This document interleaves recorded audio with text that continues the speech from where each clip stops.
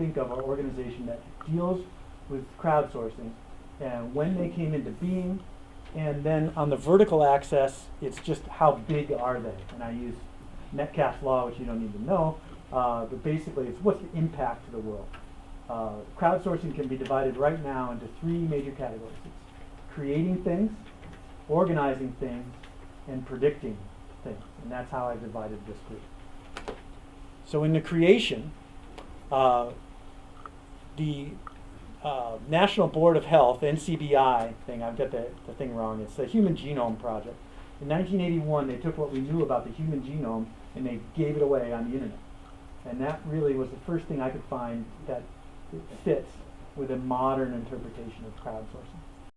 Linux is 92, and Linux sort of spawned this thing called the LAMP stack, which is MySQL, PHP, and Apache.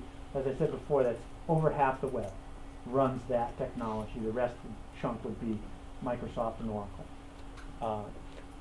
In 2000, IBM got rid of its Domino division, and which was a good thing because I was running Domino at the time and wasn't very happy.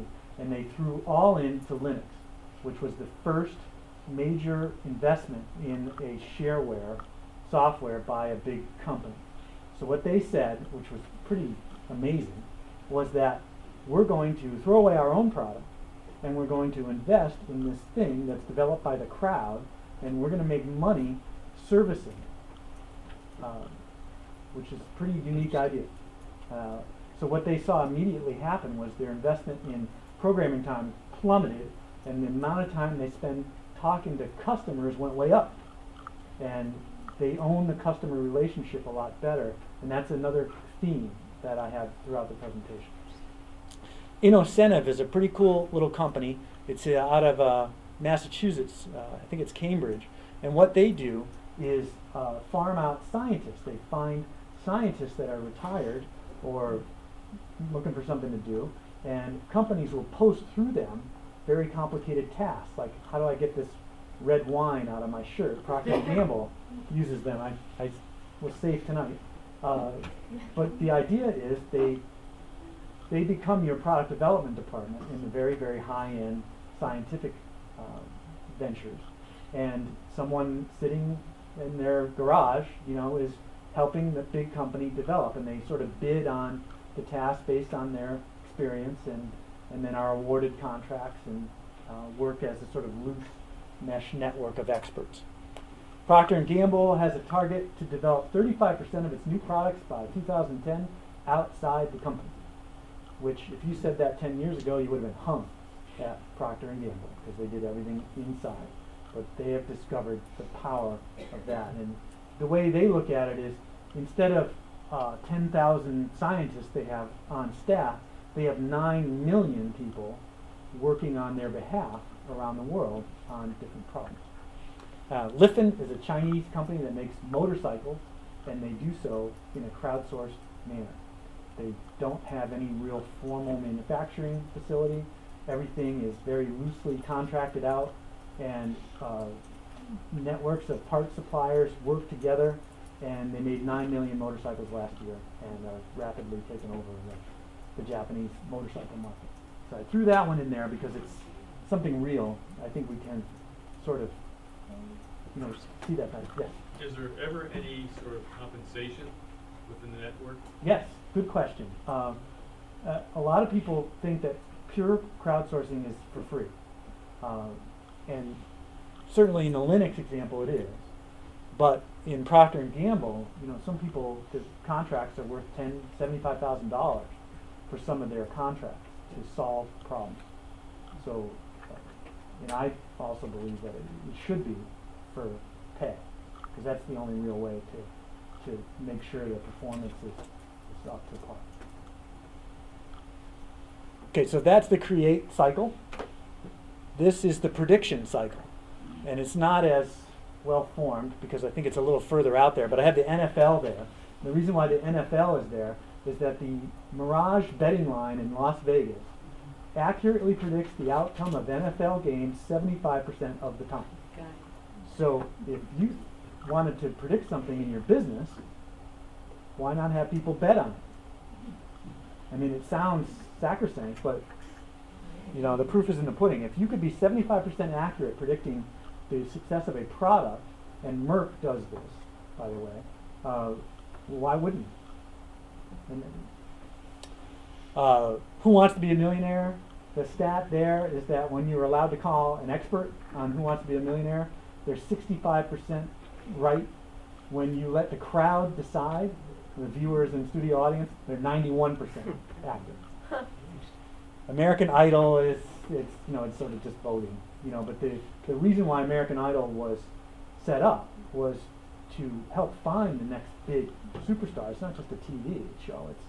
It's designed to try to identify hot properties, people that would the crowd would respond to. HP, which I have a slide on, uses a decision market or a betting system to predict sales.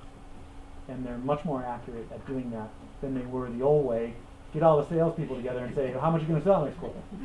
Oh, we're going to sell a lot. So that's another good example, and I have a slide on that. Yahoo Buzz, I can't get a lot of statistics on that. It's sort of secretive. It's sort of like, what's hot now?